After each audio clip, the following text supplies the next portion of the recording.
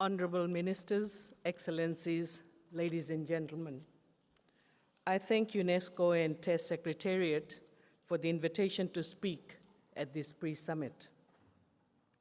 Ladies and gentlemen, it is certainly a timely call by the Secretary General of United Nations to hold the Education Summit during this year's UN General Assembly. It is important to make the education sector fit for purpose for students, for employers, for the nation, and for global citizenry. Education transformation should serve students of the 21st century, where knowledge is becoming an important economic resource for knowledge-based economies. We know that low and middle income countries are behind in achieving the SDG 4 targets, and more financial resources are needed, which most countries don't have. Governments are generally the largest funders of education. And with current situation, government's priority has shifted to social and economic recovery, and situation is getting out of hand with high inflation rate.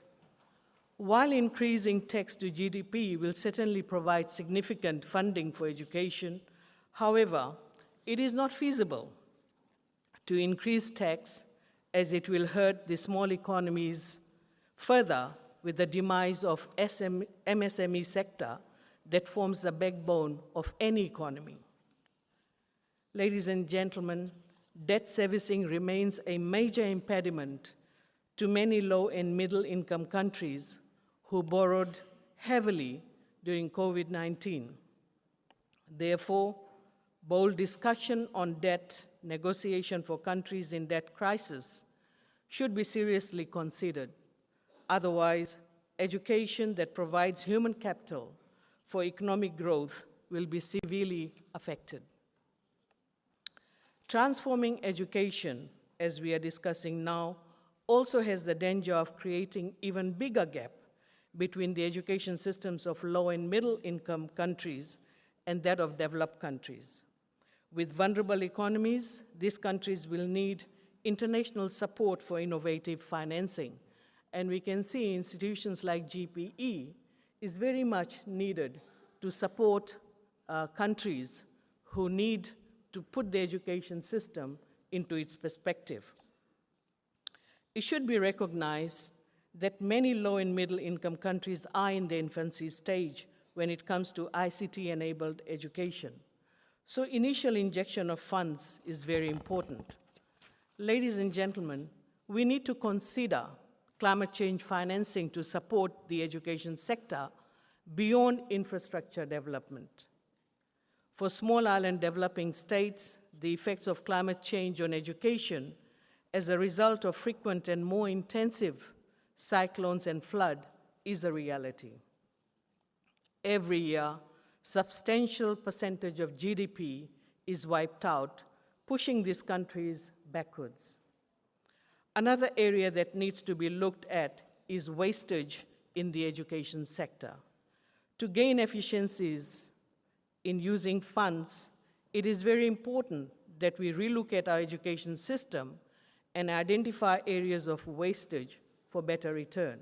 And this morning we heard from the UN Secretary General where he highlighted two things. First was that skills, we are not able to develop skills or provide such skills to our students who can become important contributor to our economy or even to improve their own life.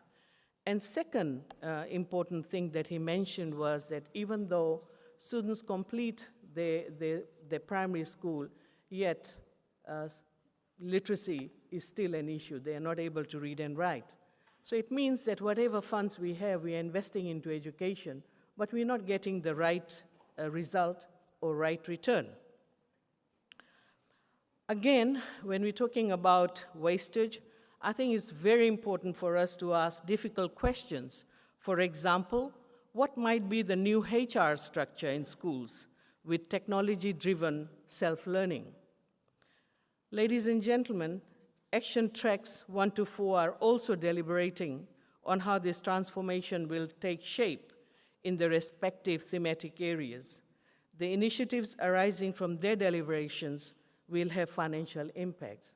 And before I take my seat, I just want to share with you that Fiji, being an island nation, we have invested heavily in education, 7% of our GDP and 20% of our national budget goes towards the education sector. Education is free from preschool right up to secondary school, and for tertiary level, we provide TOPUS scholarships, including TEL scheme where students can take loan to study. Gone are the days when our parents had to decide which child will go to school and which child will stay home.